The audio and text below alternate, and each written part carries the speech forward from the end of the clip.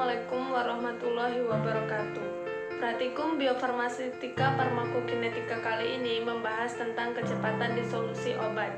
Disolusi merupakan salah satu kontrol kualitas yang sangat penting untuk sediaan farmasi. Disolusi merupakan suatu kontrol kualitas yang dapat digunakan untuk memprediksi bioavailabilitas dan dalam beberapa kasus dapat sebagai pengganti uji klinik untuk menilai bioekuivalen. Sifat disolusi suatu obat berhubungan langsung dengan aktivitas farmakologisnya. Disolusi adalah jumlah atau persen zat aktif dari sediaan padat yang larut pada waktu tertentu dalam kondisi baku.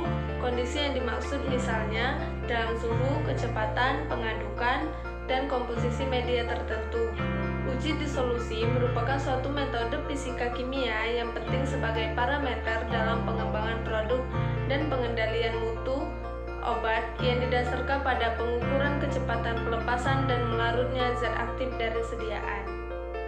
Hukum laju disolusi ditemukan oleh Noyes dan Whitney pada tahun 1897 dan telah diformulasikan secara matematik, yaitu dC per dt sama dengan D kali A kali K per H CS dikurang CT, yaitu di mana dC per dt merupakan laju disolusi, sedangkan D adalah koefisien difusi, K adalah konstanta yang membandingkan koefisien difusi, volume larutan jenuh dan tebal lapisan difusi, CS adalah kelarutan, dan CT adalah konsentrasi bahan dalam larutan untuk waktu T.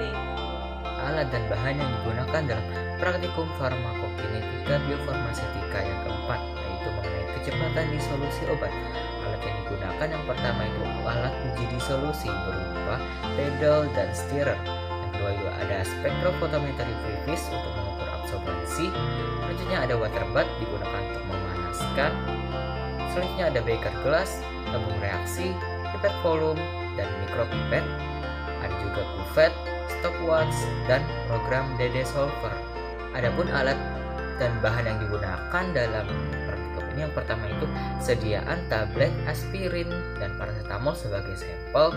Selanjutnya ada Aquades sebagai pelarut. Selanjutnya ada SIF dan SGF sebagai medium disolusi.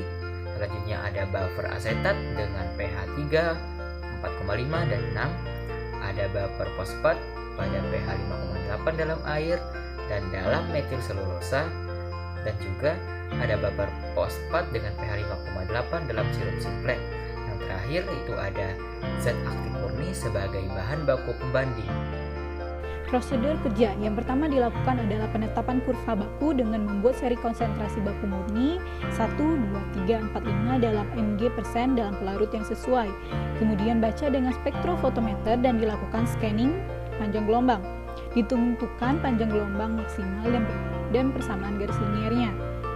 Kemudian prosedur kerja uji disolusi sediaan obat. Ditimbang bobot sediaan yang digunakan, masukkan 500 ml media disolusi yang berupa SIF atau SGF ke dalam gelas beker. Letakkan gelas beker di dalam water bath dengan suhu 37 derajat Celcius, lalu masukkan stirrer pada posisi tengah beker. Kemudian masukkan sediaan yang telah ditimbang ke dalam beker, lalu nyalakan stirrer sembari menekan stopwatch. Ambil sebanyak 5 ml cairan sampel setiap menit ke 0,5, 10, 15, 30, 45, dan 60. Kembalikan sebanyak 5 ml cairan media disolusi ke dalam gelas beker untuk menjaga kondisi sink. Amati serapan dengan spektrofotometer pada panjang gelombang maksimal yang telah diperoleh. Hitung kadar obat yang terdisolusi dengan menggunakan persamaan garis linier yang diperoleh dari penetapan kurva baku. Prosedur kerja efek pH dalam disolusi obat. Tempatkan tablet aspirin di dalam alat uji disolusi pedal, rendam bejana, dan mulai pengujian dengan kecepatan 50 rpm pada suhu 37 derajat Celcius dalam 500 ml media buffer asetat 0,05 mpH 45, pH 6, dan pH 3. Ambil sebanyak 1 ml cairan sampel pada tiap interval waktu 5, 10, 15, 20, 25, 30 menit dan ditempatkan sampel di dalam tabung reaksi. Ganti sampel yang diambil dengan 1 ml buffer asetat segar yang disimpan pada suhu 37 derajat Celcius ke dalam beker untuk menjaga kondisi sink. Encerkan 1 mili sampel yang telah dikumpulkan ke dalam 5, 10, 20 atau 25 mili. Itu dengan faktor pengenceran 1:5, 1:10, 1:20, atau 1:25 dengan buffer asetat segar di dalam labu ukur dan dihomogenkan. Pada absorbansi untuk sampel yang telah diencerkan pada panjang gelombang maksimal 265 mm dengan menggunakan buffer asetat sebagai blanko. Hitung konsentrasi obat yang dilepaskan dengan menggunakan 0,036 sebagai nilai E1 mg%, plot kurva disolusi dan persen pelepasan versus waktu. Dari kurva disolusi ditentukan waktu yang dibutuhkan untuk 80% obat yang terlepas ke dalam larutan. USP menyatakan bahwa tablet harus terlepas tidak kurang dari 70% dalam waktu 30 menit. Prosedur kerja efek viskositas dalam pelepasan obat.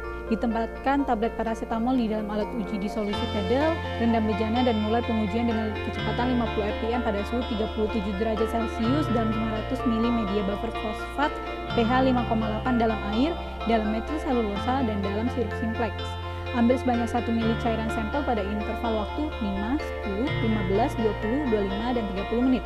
Kembalikan sebanyak 1 mili cairan media disolusi ke dalam beker untuk menjaga kondisi sink.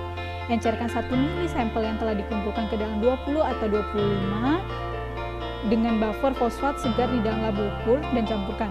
Baca absorbansi untuk sampel yang telah diencerkan pada panjang gelombang maksimal 243 mm dengan buffer fosfat sebagai blanko, lalu hitung konsentrasi obat yang dilepaskan dan plot kurva disolusi. Dari kurva disolusi ditentukan waktu yang dibutuhkan 80% untuk terlepasnya obat ke dalam larutan. USP menyatakan bahwa tablet harus terlepas tidak kurang dari 80% dalam waktu 30 menit dan tidak kurang dari 90% dalam waktu 45 menit. Yang terakhir, pengaruh ukuran partikel dan pelepasan obat. Itu prosedur kerjanya dengan ditempatkan tablet aspirin di dalam alat uji disolusi pedal, rendam bejana dan mulai pengujian dengan kecepatan 50 rpm pada suhu 37 derajat Celcius dalam 500 ml media buffer asetat 0,05 m pH 4,5.